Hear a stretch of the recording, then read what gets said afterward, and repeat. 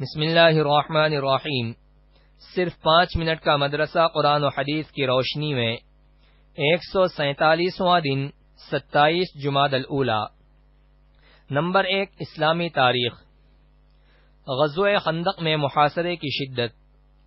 ابو سفیان کی قیادت میں 10,000 کا متحدہ لشکر مدینہ پہنچا۔ شہر کی حفاظت کے لیے کھودی ہوئی خندق کو دیکھ کر مشرکین حیران رہ گئے۔ رسول اللہ صلی اللہ علیہ وسلم نے 3,000 صحابہ کو ان کے مقابلے کے لیے روانہ کیا۔ دونوں لشکروں کے درمیان خندق حائل تھی۔ ابو سفیان مدینہ کا محاصرہ کر چکا تھا۔ بنو قریظہ اور مسلمانوں کے درمیان معاہدہ تھا، اس لیے وہ جنگ میں شریک نہیں ہوئے۔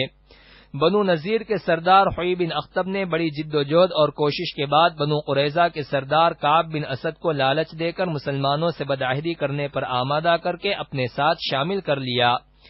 اس بدعہدی سے مسلمانوں کو بڑا صدمہ ہوا۔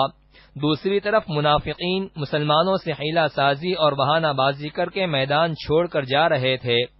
اس طرح مسلمان اندرونی اور بیرونی حملے کے بیچ آ گئے۔ محاصرے کی شدت اور سختی کے باعث آپ صلی اللہ علیہ وسلم نے بنو غطفان کو مدینہ کی 1/3 پیداوار دے کر ابو سفیان کے لشکر سے الگ ہو جانے پر صلح کا ارادہ فرمایا، مگر حضرت سعد بن معاذ اور سعد بن عبادہ رضی اللہ عنہما جیسے بہادر صحابہ نے عرض کیا، یا رسول اللہ، ہم تلواروں کے علاوہ ان کو اپنا مال ہرگز نہیں دیں گے، وہ جو کرنا چاہیں کر لیں، ہم مقابلے کے لیے تیار ہیں۔ نمبر 2، اللہ کی قدرت۔ آنکھ میں 7 پردے۔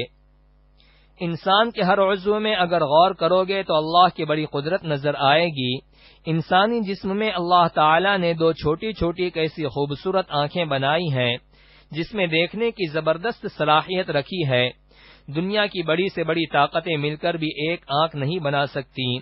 اللہ تعالی نے اس آنکھ کو 7 طبقات سے سینہ بنایا ہے، ہر طبقے میں خاص صفت رکھی ہے اور اس کی مخصوص شکل بنائی ہے۔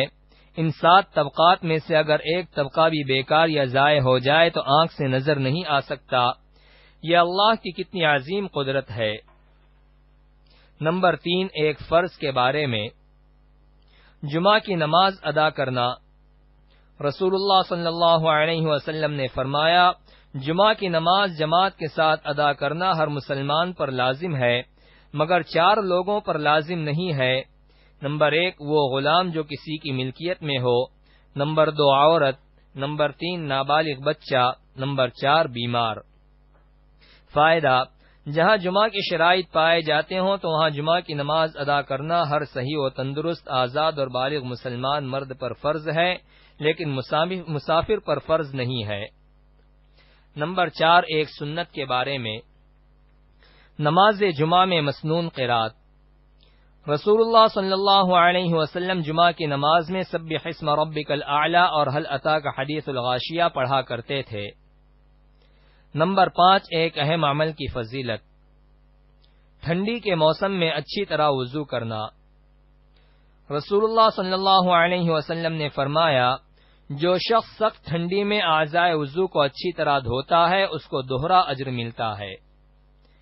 نمبر 6، ایک گناہ کے بارے میں۔ تصویر بنانے والے۔ رسول اللہ صلی اللہ علیہ وسلم نے فرمایا، تصویر بنانے والوں کو قیامت کے دن عذاب دیا جائے گا، ان سے کہا جائے گا جو تصویریں تم نے بنائی ہیں ان میں جان ڈالو۔ نمبر 7، دنیا کے بارے میں۔ کافروں کے مال پر تعجب نہ کرنا۔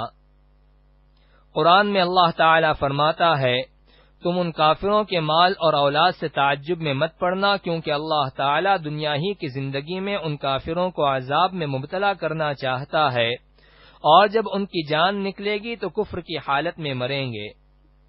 خلاصہ: کافروں کو جو مال و اولاد دی جاتی ہے ان کی زیادتی سے کسی کو تعجب نہیں ہونا چاہیے، کیونکہ انہیں اللہ تعالی ان چیزوں کے ذریعے ان کی نافرمانی اور بغاوت کی وجہ سے عذاب دینا چاہتا ہے۔